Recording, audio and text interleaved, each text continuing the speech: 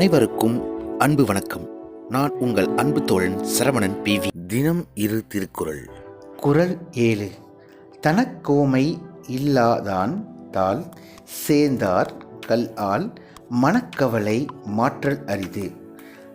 தனக்கு இணையில்லாத கடவுளின் திருவடிகளை சேர்ந்தவர்க்கே அன்றி மற்றவர்க்கு மனக்கவலையை போக்குவது கடினம்.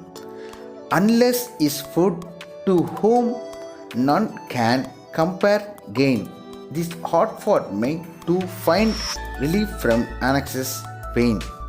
குறள் 8. அறவாளி அந்தணன் தாள் சேர்ந்தார் கல்லால் பிறவாளி நீந்தல் அரிது.